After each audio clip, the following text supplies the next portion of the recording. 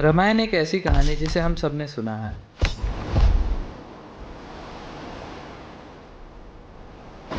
प्रभु राम, माता सीता और उनके महान भक्त हनुमान जी। लेकिन क्या आपने कभी सोचा, इतनी बड़ी युद्ध के बाद जब सब कुछ ठीक हो गया तो हनुमान जी अचानक कहाँ गायब हो गए? क्या हुआ उनका? क्या वो सच में गायब हो गए या फिर कुछ और ही रहस्य है?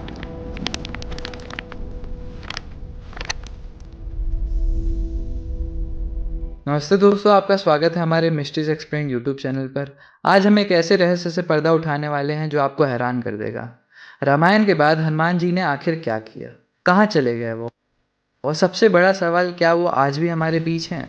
इस वीडियो को पूरा देखना, क्योंकि अंत में जो आपको पता चलेगा वो आपकी सोच बदल देगा। रामायण का युद्ध खत्म हुआ, रावण मारा गया, प्रभु राम अयोध्या लौट आए, उनका राज अभिषेक हुआ, सब खुश थे। राम जी ने माता सीता और अपने सभी मित्रों को वैकुंठ चलने का निमंत्रण दिया।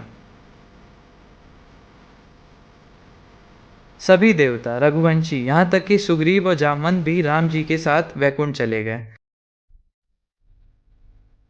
लेकिन हनुमान जी कहाँ थे? उनका जिक्र क्यों नहीं मिलता? यही तो सबसे बड़ा सवाल है। जब सभी राम जी के साथ चले गए तो हनुमान जी, जो राम जी के सबसे बड़े भक्त थे, वो क्यों नहीं गए? क्या राम जी ने उन्हें बुलाया नहीं, या हनुमान जी ने खुद ही वैकुंठ जाने से मना कर दिया? यहाँ से शुरू होता है एक गहरा रहस्य, एक ऐसा रहस्य जो आपको हमारे पुराणों और ग्रंथों में मिलेगा। दोस्तों, असल में हनुमान जी गायब नहीं हुए, वो तो अमर हैं। जी हाँ, उन्हें कई देवताओं से ऐसी शक्तियाँ और वरदान मिले थे कि वो सदा के लिए इस धरती पर रहेंगे। उन्हें चिरंजीवी कहा जाता है। चिरंजीवी मतलब वो लोग जो इस धरती पर तब तक रहेंगे जब तक कलयुग का अंत नहीं हो जाता। सोचो कितनी बड़ी बात है। हनुमान जी के अलावा और भी चिरंजीवी हैं, जैसे महर्षि वेदव्यास, बलि, विभीषण और अश्वत्थामा।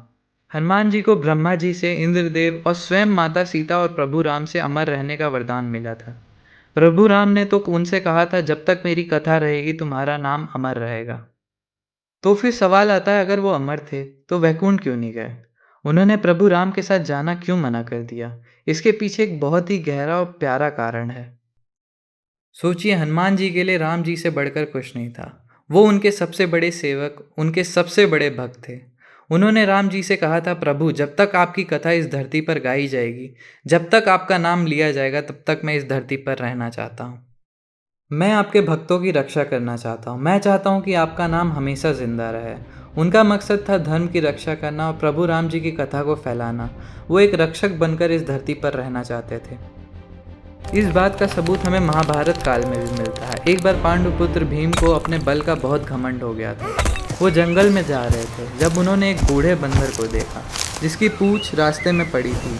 भीम ने उस बंदर से पूंछ हटाने को कहा, लेकिन वो बंदर इतना कमज़ोर था कि अपनी पूंछ हटा नहीं पाया। उसने भीम से कहा, बेटा तुम ही हटा दो।